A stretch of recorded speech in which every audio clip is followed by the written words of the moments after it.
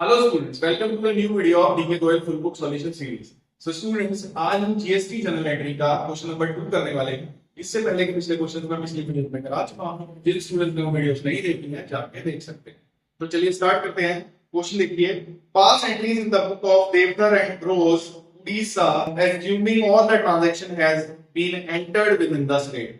तो बोल रहा है कि उड़ीसा की स्टेट में बिजनेसमैन है, उसकी एंट्रीज हमको करनी है और सारी ट्रांजेक्शन उड़ीसा के अंदर ही हुई है। तो इट मींस यहाँ पे पहले ही क्वेश्चन ने खत्म कर दिया कि हमें जो टैक्स लगाना है वो कौन सा लगाना है। जब विद इन द स्टेट होती है तो हमें टैक्स लगाना होता है सीजीएसटी और एसजीएसटी, दोनों टैक्स लगाने होते हैं। और अगर स्टेट अलग हो तो हमें आईजीएसटी टैक्स लगाना होता है। तो यहाँ पे आईजीएसटी नहीं लगेगा, यहाँ कौन सा टैक्स लगेगा? सीजीएसटी और एसजीएसटी। ये हमें बस स्टार्टिंग में ही पता लग गया और हम सारी ट्रांजेक्शंस में इसको ध्यान रखें। फिर उसके बाद बोल रहा है जीएसटी और एसजीएसटी का रेट है 9%। ठीक है, 9% लगा दें। तो चलो स्टार्ट करते हैं। पहली एंट्री, सारी एंट्रीज मार्च में हुई है। तो पहली एंट्री लिख लो 2024 मार्च लिख लो कॉमन। और वो डेट को क्या हुआ है, हमने सामान खरीदा है 5 लाख का, किससे? सुनील ग्रोथ से। तो हमने सामान खरीदा किससे? सुनील ग्रोथ से। तो हमारे पास सामान है। तो देखो जीएसटी जो है, जब परचेज करते हैं कोई चीज उसके ऊपर इनपुट जीएसटी लगता है, और जब हम सेल्स करते हैं कोई चीज तो उसके ऊपर आउटपुट जीएसटी लगता है। तो परचेज पे कौन सा टैक्स लगता है? परचेज पे टैक्स लगता है इनपुट। और टैक्स हमेशा सामान या सर्विस वाली साइड पे रहता है, ये बात याद रखना। वो पैसों वाली साइड पे नहीं रहता है। लेकिन हमने पहले पढ़ा था कि डिस्काउंट हमेशा पैसे के साथ रहता है, जो टैक्स होता है वो सामान होगा तो उसके साथ रहेगा, उस साइड पे, जिस साइड में सामान होगा उस साइड पे रहेगा, या कोई सर्विस होगी तो उसके साथ भी रहेगा, नहीं दूसरी साइड पे चलेगा। इस बात का ध्यान रखोगे तो कभी भी एंट्री गलत नहीं। तो जनरल का रूल क्या होता है, जो भी चीज आएगी पहले हम उसको लिखेंगे, बाद में क्या लिखेंगे, जो भी जा रहा होगा। तो आ क्या रहा है? सामान। तो इट मींस एंट्री क्या बनेगी? Purchase account debit. और मैंने अभी समझाया है कि टैक्स जो है वो कहां रहेगा? वो सामान के साथ रहेगा। परचेज सामान है तो सामान के साथ भी टैक्स लगेगा। और टैक्स कौन सा लगेगा परचेज पे? इनपुट लगेगा। तो हम क्या लिखेंगे यहाँ पे? इनपुट। टैक्सेस यहाँ दो लगाने का input CGST account debit, input SGST account debit to किससे सामान खरीदा है उसका नाम आएगा। तो पैसा हमने यहाँ चुकाया है। तो सामान किससे खरीदा है? सुनील ग्रोथ से। तो सामान सुनील ग्रोथ कितने रुपए का था? 5 लाख रुपीस का। तो 5 लाख रुपीस तो देखो परचेज के अंदर, वो तो परचेज थी। 9% टैक्स लगाने को कह रहा है। तो 9 5 जा 45। कितना आ गया? 45 और 45 कितना हो गया टोटल? टोटल हो गया 5,90,000। अभी सेंट्री का मतलब क्या है? सामान था 5 लाख रुपए का, उसके ऊपर 45,000 सेंटर ने टैक्स लगाया और 45,000 स्टेट ने लगाया। तो टोटल हमको सामान कितना पड़ा? 5,90,000 का। और एक बात हमेशा याद रखना, जीएसटी हमेशा कस्टमर चुकाता है, जो सामान लास्ट में यूज करेगा जीएसटी वो चुकाएगा। बाकी बीच के लोग सिर्फ क्या करते हैं? पास करते रहते हैं जीएसटी। ठीक है, तो उनको तो कहीं ना कहीं से मिल जाता है। तो जीएसटी का जो बोझ पड़ता है वो किसके ऊपर पड़ता है? कस्टमर के हमेशा है। उसके बीच में 10 लोग रहे, इससे कोई मतलब नहीं है। जो खरीदेगा सामान को यूज करने के लिए, तो यूज करने के लिए कस्टमर खरीदता है। तो जीएसटी किसको पे करता है? जीएसटी कस्टमर को।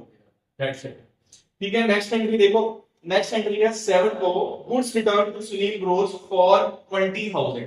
अब क्या हुआ कि हमें इसमें से कोई सामान नहीं लगा। हमने क्या किया? कितनी तारीख को? 7 तारीख को सुनील ग्रोथ को 20,000 का सामान वापस कर दिया। तो देखो रिटर्न की एंट्री हमने पहले भी पढ़ी है, उसका क्या सिंपल रूल होता है, बस एंट्रीज को रिवर्स कर देंगे। मतलब सुनील ग्रोथ की साइड चेंज कर देंगे और इन सब की साइड चेंज कर देंगे। ये सारे डेबिट में थे पहले, अब क्रेडिट में चले जाएंगे। और सुनील ग्रोथ पहले क्रेडिट में था, अब वो डेबिट में चले जाएगा। इस एंट्री क्या बनेगी?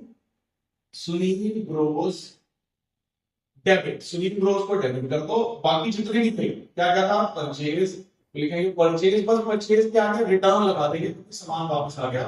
और सामान कितने का था? 20,000 का। हमने यहाँ पे टू क्या था? इनपुट। यहाँ पे इनपुट ही लिखेंगे हम, यहाँ टैक्स का नाम चेंज नहीं करेंगे। तो इनपुट सीजीएसटी और इनपुट एसजीएसटी तो लिख देंगे। सो 20,000 का 9% हो गया 1,800 और 1,800 दोनों मिला के कितना हो गया? 23,600। दोनों यहाँ पे हमारी ये बची एंट्री कम। अब नेक्स्ट पढ़ते हैं 12 को, goods sold goods to Mehta and company for 8 lakh. हमने 8 लाख का सामान किसको बेचा? मेहता एंड कंपनी को। किस डेट को? 10। हमने क्या किया? मेहता एंड कंपनी जो है उसको हमने सामान बेच दिया, तो क्या होगी एंट्री, मेहता एंड कंपनी हमारे पास आएगी क्योंकि हमने उसको पैसा लेना है उससे, तो वो इसलिए डेबिट में आएगा। और सेल्स हो गया, सेल हमेशा क्रेडिट में आता है, ये हमको पहले ही पता है। तो सेल्स कितनी आ गई, 8 लाख।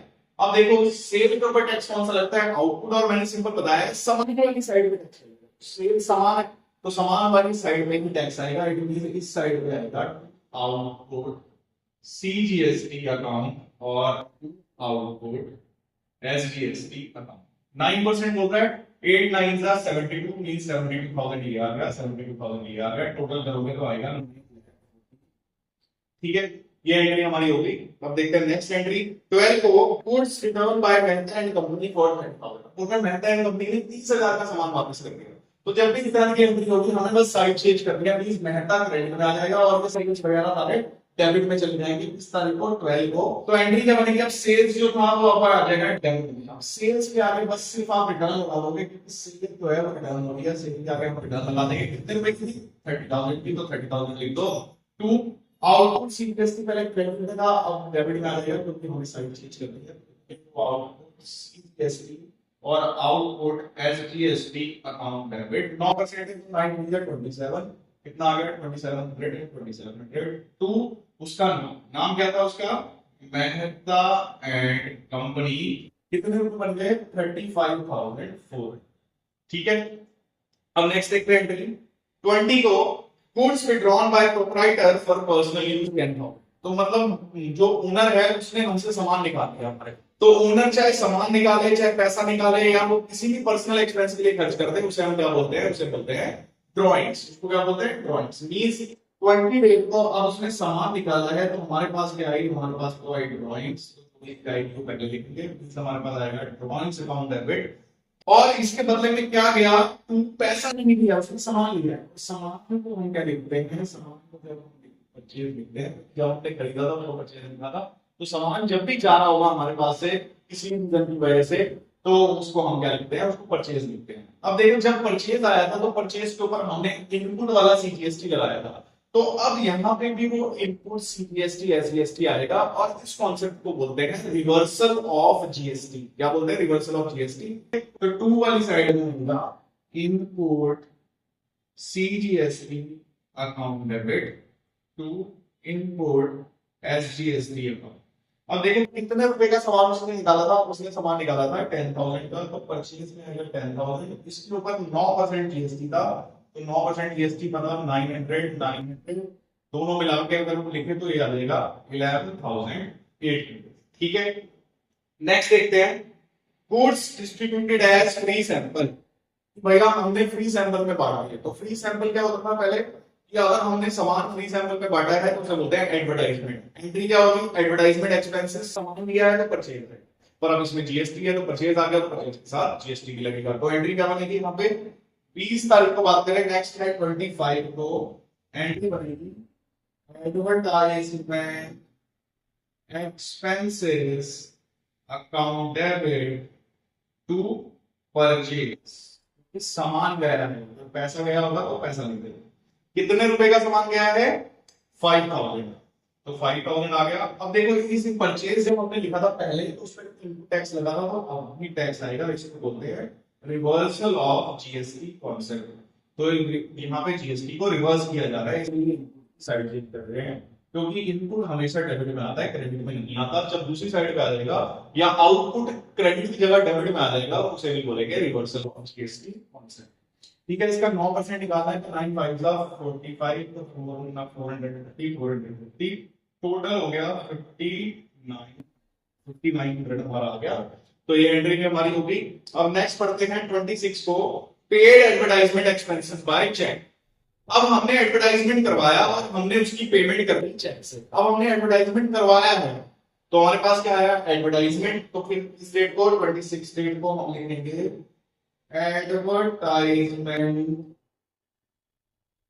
Account debit.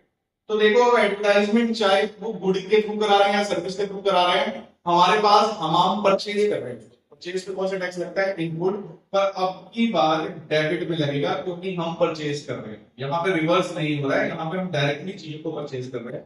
तो input CGST, input SGST account debit, और इसके बदले में क्या गया है, चेक गया है, तो चेक को लिखेंगे टू बैंक अकाउंट। कितने रुपए का सामान था वो, हमने 20,000 रुपए का एडवर्टाइजमेंट करवाया, तो आएगा 20,000। अब 20,000 का 9% निकालो, ये कितना हो गया 1800 टोटल करेंगे तो आएगा 23,600। ठीक है, अब इसकी लास्ट एंट्री करेंगे। लास्ट एंट्री कौन सी है, payment made of balance amount of GST. इस एंट्री के बारे में मैंने पिछली वीडियो में बताया था कि ज्यादातर स्कूल ये एंट्रीज नहीं कराते हैं, तो जिन लोगों को ये एंट्री नहीं कराई गई है वो उसको इग्नोर कर सकते हैं, और जिनको ये कराई गई है उनके लिए मैं ये वाली एंट्री करा देता हूँ। तो इसके ऊपर सिंपल सा रूल होता है कि इसके एंट्री का मतलब क्या है कि जीएसटी जितना बन रहा है गवर्नमेंट को पे करो, तो उसके लिए क्या करना होता है, हमें जो टैक्स भरना होता है गवर्नमेंट को वो होता है आउटपुट। तो हमें सबसे पहला काम क्या करना होता है, ये निकालना होता है कि आउटपुट जीएसटी कितना है और इनपुट जीएसटी कितना है। पहले हम ये कैलकुलेट करें, तो सबसे पहले हम लिखते हैं आउटपुट सीजीएसटी। तो सबसे पहले आउटपुट सीजीएसटी निकालते हैं। तो देखो आउटपुट सीजीएसटी देखो एंट्री में कौन सा है, एक तो ये रहा, उसके बाद यहाँ पे है पर डेबिट साइड, अपोजिट साइड में। तो पहले क्रेडिट वाला लिखो, क्रेडिट वाला आएगा 70,000। अब दूसरा वाला है पर अपोजिट साइड में है, तो अपोजिट साइड में लिखेंगे तो पर माइनस जाएगा। सेम साइड में होना चाहिए, क्योंकि जो आउटपुट होता है उसका नेचर क्रेडिट होता है। क्रेडिट में प्लस होगा, अगर अकाउंट्स में कभी भी कोई चीज दूसरी साइड पे लिखी हुई है तो वो इट मींस माइनस होगी आपस में। सेम साइड पे प्लस होता है, अपोजिट साइड पे माइनस होता है। तो यहाँ पे अपोजिट साइड पे आ गया, इट मींस हमको उसको माइनस करना। तो अगर हम इसको माइनस करेंगे तो अब हमारी वैल्यू बनेगी 69,300। तो जितना आउटपुट आया है एसजीएसटी की ऑटोमेटिकली उतना ही हो जाएगा। तो हमारा आउटपुट सीजीएसटी एसजीएसटी को कैलकुलेट हो गया। अब हम निकालते हैं इनपुट, इनपुट सीजीएसटी। तो इनपुट सीजीएसटी देखो, पहले सबसे पहले 45,000 लिखो, 45,000। अब उसके बाद देखो इनपुट सीजीएसटी की साइड चेंज होगी, तो साइड चेंज है तो माइनस में आएगा, 1800 माइनस होगा। फिर उसके बाद देखो इनपुट सीजीएसटी ये इस अब भी क्रेडिट में है, क्रेडिट में है तो अपोजिट साइड पे माइनस होगा। उसके बाद फिर से क्रेडिट में है तो वो भी माइनस होगा। उसके बाद जो लास्ट वाला है वो डेबिट। तो डेबिट वाला क्या होता है, डेबिट वाला होता है प्लस। अब इसको सॉल्व करो, देखो 1800 तो कट जाएगा। अब इसके बाद इसमें से 1350 रुपए माइनस कर रहे हैं, तो इसमें से अगर मैं 1350 माइनस करूं तो हमारी वैल्यू बनेगी 43,650। तो हमारा इनपुट सीजीएसटी कितना आ गया, 43,650। तो इनपुट एसजीएसटी ऑटोमेटिकली कितना हो जाएगा, 43,600। तो मैंने पहले बोला था कि पेमेंट किसकी होती है, पेमेंट आउटपुट वाले की होती है, पर उसमें से पहले जो इनपुट होता है उसको एडजस्ट करते हैं, उसके बाद जो बचता है उसकी पेमेंट करी जाती है। तो इसमें से 69,300 में हम क्या करेंगे, इसको माइनस करेंगे, इसको माइनस करेंगे 43,650। तो हमारी वैल्यू आएगी 25,650, और इतना ही वैल्यू आएगी इसकी आउटपुट एसजीएसटी की। अब सिंपल बात है हमारी, इतना टैक्स हमको पे करना है। ठीक है, अब एंट्री क्या बनती है, एंट्री बनती है output to input to bank. ठीक है, आउटपुट वाले में आउटपुट की वैल्यू लिख दो, आउटपुट की वैल्यू कितनी आएगी 69,300। तो दोनों आउटपुट में आ जाएगा 69,300। इनपुट वाले में इनपुट की वैल्यू लिख दो, वो कितनी आएगी 43,650 इसकी आएगी, और 40,600 की एसजीएसटी की आएगी। तो इनकी वैल्यू हमने लिख दी। अब आएगा बैंक की वैल्यू। बैंक में क्या आ रहा है, बैंक में 25,650 की पेमेंट होगी, पर दो बार होगी, तो 25,650 की पेमेंट होगी। दोनों को जोड़ेंगे तो वैल्यू आएगी 51,000। ठीक है, सो आई होप आपको ये क्वेश्चन अच्छे से समझ आएगा। मिलते हैं नेक्स्ट वीडियो, नेक्स्ट चैप्टर के नेक्स्ट क्वेश्चन के साथ।